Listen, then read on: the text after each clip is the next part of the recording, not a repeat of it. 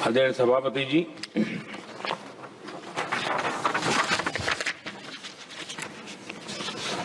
यहाँ कुछ साथियों ने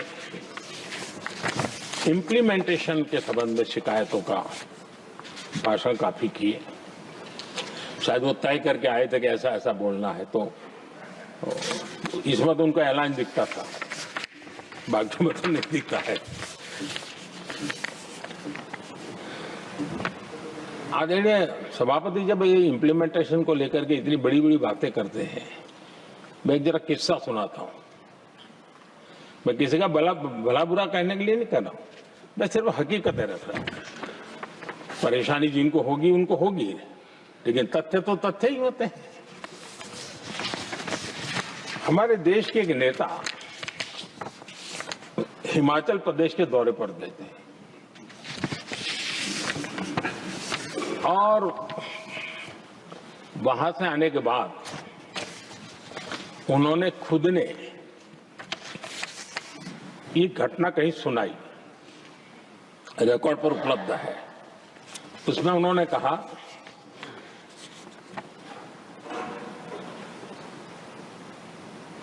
उस नेता ने क्या कहा, मैं उन्हीं के शब्द पढ़ रहा हूं।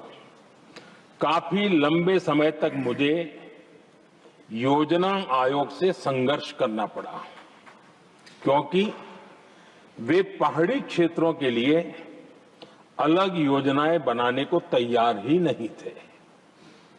मैं हिमाचल प्रदेश गई थी।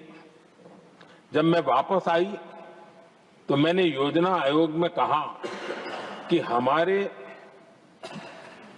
कामदारों को, वर्कर्स को जीप की जरूरत नहीं है, बल्कि खच्चरों की आवश्यकता है, ताकि कम से कम उन पर सामान आदि लादा जा सके। आगे उन्होंने कहा, लेकिन मुझे बताया गया हम पैसा तो जीप के लिए ही देंगे, क्योंकि खच्चरों के लिए पैसे देने की पॉलिसी नहीं है। इसी भाषण में आगे वो कहती हैं, अब वहां सड़कें ही नहीं थी। उनका कहने का कारण यह था कि हिमाचल में जहां वो गई वहां सड़कें ही नहीं थी। अब वहां सड़कें ही नहीं थी तो फिर उस पर जीप का क्या लाभ हो सकता है? जीप लेकर के कौन जाएगा जहां रोड नहीं है? लेकिन उस समय योजना आयोग का जोर था या तो जीप या तो कुछ भी नहीं।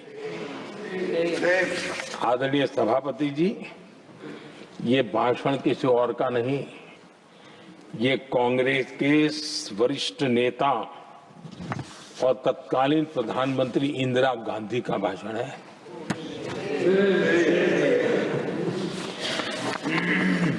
कांग्रेस के लंबे शासनकाल में यही कार्यशैली रही, और जिसको इंदिरा जी खुद जानती भी थी कि ये पाप चल रहा है, लेकिन इस कार्य संस्कृति को सुधारने के लिए उन्होंने कोई कदम नहीं उठाया। और इंदिरा गांधी जिस प्लानिंग कमीशन की धज्जियां उड़ा रही थी, उसके जन्मदाता उनके स्वयं के पिताजी थे। और प्लानिंग कमीशन को बना और इंदिरा जी ने जब कहा, उसके बीच में 2 दशक बीत चुके थे, लेकिन हाल यही था। और 2014 तक सब दुखी थे, सब परेशान थे, सब गलती देख रहे थे, लेकिन सुधार करने की तैयारी नहीं। 2014 के बाद जब आपने हमें मौका और कांग्रेस ने जिस प्रकार से प्लानिंग कमीशन अटकाना, लटकाना, भटकाना वाली कार्यशैली बना दी थी, 2014 में जब हमें मौका मिला तो हमने आकर के काम किया, प्लानिंग कमीशन को खत्म कर दिया और नीति आयोग को। आज नीति आयोग बहुत तेज गति से काम कर रहा है। अब देखिए, एस्पिरेशनल डिस्ट्रिक्ट, वो भी एक बड़ा प्रेरक उदाहरण है। और मैं तो देख रहा हूं कि डेवलपिंग कंट्रीज के लिए, विकास के लिए एक मॉडल के रूप में वैश्विक संस्थाएं इसको अनुमोदन दे रही है। ये एस्पिरेशनल डिस्ट्रिक्ट की ये सफलता बनी है। देश के कई जिले ऐसे थे जिसको पिछड़े मान करके छोड़ दिया गया था और वहां करोड़ों लोगों की जो मौलिक जरूरतें थी उसको भी नकार दिया गया था। उनको तो ऐसे ही जीने के लिए मजबूर कर दिया गया था और जो पिछड़े इलाके थे वो और पिछड़े होते गए और बर्बादी आती गई। और हालत तो सरकार में ऐसी थी कि जब किसी को पनिशमेंट ट्रांसफर करनी होती थी, पनिशमेंट पोस्टिंग देना होता तो ऐसे ही जिलों में भेजा जाता था ताकि वो और खराब करे। वो ये हाल बन गया था, ये वर्क कल्चर बन गया था। हमने इस स्थिति को बदला। सबसे पहला आग्रह किया, यंग होनहार अफसरों को लगाया जाएगा और पूरा 3 साल का मौका उसको दिया जाए काम करने का। एक के बाद अब निर्णय किए और आज देखिए किसी समय छत्तीसगढ़ का हमारा बस्तर एस्पिरेशनल डिस्ट्रिक्ट में था, आज वो बस्तर पूरे देश में बस्तर ओलंपिक के नाम से चर्चा में है।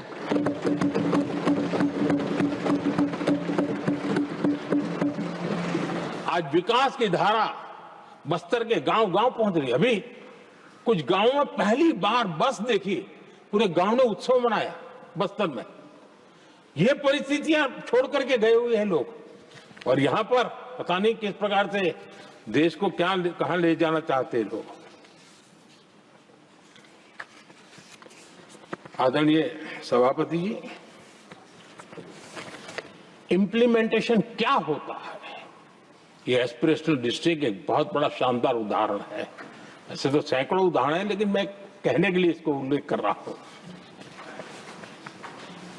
कांग्रेस के हमारे साथियों को ये जो बदलाव आ रहा है उसमें इंप्लीमेंटेशन नजर नहीं आ रहा है और उनका तो एक ही वो प्लानिंग कमीशन वाला मॉडल है, जीप और खच्चर वाला मॉडल, यही वो लोग जानते हैं, उससे आगे कुछ नहीं जानते। और ये इंप्लीमेंटेशन कैसे करते हैं, मेरा जन्म नहीं हुआ था उसके पहले सरदार वल्लभ भाई पटेल ने नर्मदा नदी पर बांध बांधने की कल्पना की।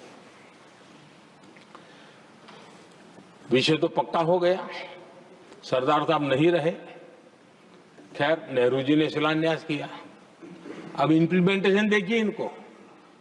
मेरा जन्म नहीं हुआ था जब इसकी कल्पना की गई थी और प्रधानमंत्री बनने के बाद मैंने उसका उद्घाटन किया, ये हाल है।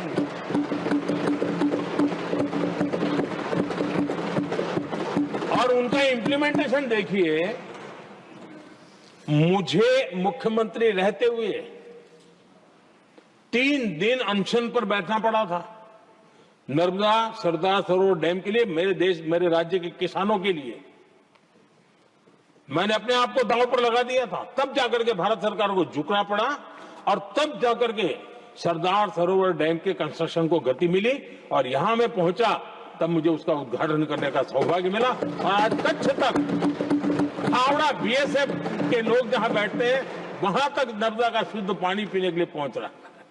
इंप्लीमेंटेशन क्या होता है और यहां पर इम्प्लीमेंट किसी ने शब्द पकड़ा दिया, हर एक के मुंह से वही निकल रहा था। हमने कांग्रेस की कार्यशैली को बदलने के लिए जब मैंने देखा कई ऐसे काम थे अटके पड़े हुए, कोई पूछने वाला नहीं थे फाइलों में, और पॉलिटिकल फायदे के लिए अनाउंसमेंट कर दिए, दिए जला दिए, पत्थर लगा दिए, करना कुछ नहीं। आखिरकार मैंने एक टेक्नोलॉजी वाला प्लेटफॉर्म बनाया यहां आकर के, प्रगति के नाम से। ये प्रगति प्लेटफॉर्म का मैं उदाहरण देता हूं, आप हैरान हो जाएंगे, मुझे एग्जैक्ट याद नहीं है लेकिन शायद हिमाचल में एक ट्रेन उन्होंने पार्लियामेंट में घोषित की थी, शायद ऊना और कोई। मेरे आने तक वो कागज पर भी उसका ड्राइंग नहीं बना था, बताओ, और चुनाव जीतने के लिए वो घोषणा कर दी। प्रगति के अंदर मेरे सामने विषय आया, ऐसे कई विषय मेरे सामने आए और उस प्रगति के अंदर हमने एक एक प्रोजेक्ट क्यों अटके हुए, किस डिपार्टमेंट की काम में क्या मुसीबत आई है, किसने गलत तरीके से इसको आगे बढ़ाया, और बजट तो बढ़ता ही गया था। जो योजना 900 करोड़ में होनी थी वो 90,000 करोड़ तक पहुंच जाए, ये हाल करके रख दिया था इन्होंने।